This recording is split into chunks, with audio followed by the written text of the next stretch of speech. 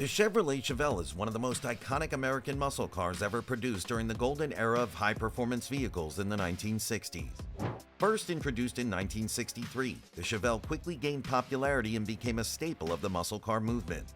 But despite embodying American muscle cars like no other, the Chevelle didn't last long like other previous cars we've discussed. What could be the reason? Join us as we delve into the history of this iconic muscle car. The Chevy Chevelle stands as one of the most iconic muscle cars in American history. Its popularity has led to appearances in over 1,600 movies, including The Fast and the Furious and Jack Reacher, securing its place as Hollywood's go-to muscle car. While known for its raw power and adrenaline-pumping performance, the Chevelle was also a family favorite, available in practical station wagon and sedan models. Over its production span, the Chevelle went through several design evolutions, with each generation offering a unique take on American automotive engineering. The Chevrolet Chevelle first introduced at a Chicago press conference in 1963 and was part of a major shift in the U.S. car market during the 1960s. As small car demand grew, General Motors, Ford, and Chrysler had to adjust to compete with successful models from American Motors AMC like the Rambler. In response, GM introduced the Chevrolet to fill the gap between smaller models like the Chevy 2 and larger Chevrolets. The Chevrolet designated to compete with the Ford Fairlane, a mid-size car released in 1962. The Chevelle used a new platform with a 115-inch wheelbase and featured simple yet efficient design. It became one of the best-selling cars of 1964, with over 338,000 units sold. The range included two-door hardtops, convertibles, four-door sedans, station wagons, and even the El Camino, a utility vehicle based on the two-door wagon. For those looking for a sportier option, Chevrolet introduced the Chevelle Supersport SS in 1964. This was Chevy's entry into the muscle car market, offering higher performance features and engines. By 1965, the Chevrolet SS was available with a 283 V8 engine that produced 220 horsepower, with options for a more powerful 327 V8 engine. In 1966, Chevrolet introduced the SS 396 version, which became a popular performance car with three versions of the 396 V8 engine, ranging from 325 to 375 horsepower. These models also featured stronger frames, enhanced suspensions, and sportier designs, including hood scoops and special trim. The 1966 and 67 Chevrolet models received a new design, featuring a more streamlined look with curved side windows and a Coke bottle shape that was popular in the mid-1960s. The Chevrolet SS 396 continued as a separate series with both hardtop and convertible versions. Throughout the 1960s, Chevrolet models were offered in various trims, including the 300, 300 Deluxe, and Malibu. These cars were available with a variety of engines, from six-cylinder options to powerful V8s. By 1967, safety features such as front disc brakes and a new collapsible steering column became standard. As time passed, first-generation Corvettes became increasingly sought after by collectors and car enthusiasts, especially rare variants like the 1963 model or cars equipped with high-performance options such as the Fuelie, fuel-injected engines introduced in 1967.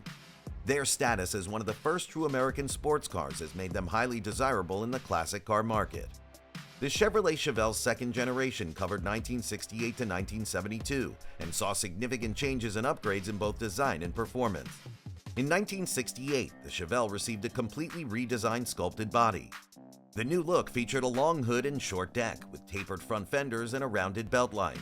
The 1968 models were built on a 112-inch wheelbase for coupes and convertibles, and a 116-inch wheelbase for sedans and wagons. The sporty fastback roofline, like the Camaro, was introduced on hardtop coupes. Chevrolet's top trims for 1968 included the SS 396, featuring the new hideaway wiper system. The SS 396 came with a 325 horsepower, 396 cubic inch turbojet V8 engine with optional 350 or 375 horsepower versions. The SS 396 started at $2,899, offering bucket seats and a center console as options. The Chevrolet also offered other models, including the 300 Deluxe and Nomad wagons. The 1969 Chevelle had only minor updates, like revised front-end styling, a new ABS plastic grille, and larger taillights. The SS 396 became an option for various body styles, including the Sport Coupe, convertible, and even the pillared coupe. The engine choices expanded to include a 350 horsepower 396 V8 and a new 454 cubic inch V8. In 1970, the Chevelle gained powerful engine options, including the LS6 with a staggering 450 horsepower thanks to its new 454 cubic inch engine. Buyers could further enhance performance with a Cal induction air scoop. With all these upgrades, it's fitting that Chevelle added bumper-mounted taillights to meet federal safety regulations that year. In 1971, the Chevelle styling was updated again with a wider grille and new dual round taillights. The SS package, however, became more of a cosmetic upgrade, with the LS6 engine being dropped. The heavy Chevy, a mid-tier model with a sportier appearance, was introduced. The vehicle didn't have more changes in 1972, with the year being a carryover period before the third generation. The 1972 model year marked the end of the second generation for the Chevelle, with more than 49,000 cars produced, including over 29,000 Malibu sports sedans. Chevrolet's third-generation Chevelle, produced from 1973 to 1977, saw the most significant redesign in its 10-year history. The 1973 model marked a major shift in response to new federal safety standards, such as rollover safety, which led to the discontinuation of the convertible and four-door hardtop versions. The two-door hardtop was replaced by a new colonnade hardtop coupe. This new design had a semi-fastback roofline, frameless side windows, and fixed B-pillars, making it stronger and safer in case of a rollover accident. Though the change was controversial at first, the new models quickly became popular, with the Monte Carlo coupe becoming a top seller. The 1973 Chevelle featured a new design with longer, wider bodies and a new 5-mile-per-hour front bumper that added to its length. The body also had improvements like tighter-fitting glass, flush door handles, and a more modern roofline. The new cars also offered better interior space, especially in the rear seats, with increased headroom and shoulder room. Visibility was greatly improved, with thinner windshield pillars contributing to a better view. Chevrolet also made several structural and safety improvements for 1973, including stronger frames, new suspension systems, and side impact door beams. New features included full foam front and rear seats, a larger 22-gallon fuel tank, and more efficient ventilation. The Chevy's chassis was redesigned for better handling, and front disc brakes became standard. In terms of engines, the 1973 Chevrolet offered 5 options, from a 250 cubic inch 6-cylinder to a powerful 454 cubic inch V8. Transmission choices included a 3-speed manual, a 4-speed manual, and a turbo hydromatic automatic. The Malibu, now the base model, had a more refined interior with vinyl or cloth seats, while the SS trim became available as an option, including sporty models like the SS station wagon. The Laguna trim, introduced as the top model in 1973, offered more luxury features. By 1974, the Laguna received updated styling, including a new grille and larger rear bumpers to meet stricter federal standards. The Laguna Type S3 replaced the SS model, combining sportiness with luxury features. By 1975, the Chevelle had further updates, such as new grilles and headlights, and offered more engine options, including a new 305 cubic inch V8. The Malibu Classic was introduced as high-end trim with luxurious interior options.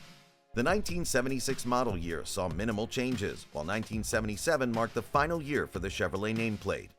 The 1977 models had updated grilles and taillights, and the Malibu Classic remained the top trim. The Chevrolet's production numbers remained strong, especially in the Malibu Classic and Malibu station wagons. The 1977 Chevrolet was the last to use the Chevelle name before the model was replaced by the Malibu in 1978. This generation of the Chevrolet, particularly from 1973 to 1977, marked a transition in Chevrolet's midsize offerings, shifting towards more modern designs and safety features while maintaining strong sales throughout the decade. By the end of the third generation, the Chevelle had become more of a mainstream family car rather than the muscle car it once was, with more emphasis on luxury and fuel economy. By then, big block engines were long gone, and performance from the last Chevelle Malibus had dwindled. The standard 1977 Chevelle offered just 145 horsepower, reflecting a clear shift away from the era of high-powered muscle cars. So why did the Chevelle stop production? The Chevelle had been declining throughout its third generation, with big block models discontinued and the SS reduced to an appearance package. In 1978, Chevrolet rebranded its midsize cars as Malibus, making 1977 the final year for the Chevelle name. Multiple factors likely contributed to the discontinuation, with major reasons being Chevrolet's need to streamline its lineup and reduce costs. Despite its relatively short production run, the Chevelle's bold, aggressive design has left a legacy in automotive styling. Its long hood, short deck, and powerful stance set a template for performance cars that continues to inspire modern designs. The Chevelle's performance legacy, especially on the NASCAR circuit, is equally memorable. The third-generation Chevelle, particularly the Laguna model, became a NASCAR favorite from 1973 to 1977. Legendary drivers like Cale Yarborough drove the Laguna to multiple victories, showcasing the car's aerodynamic prowess.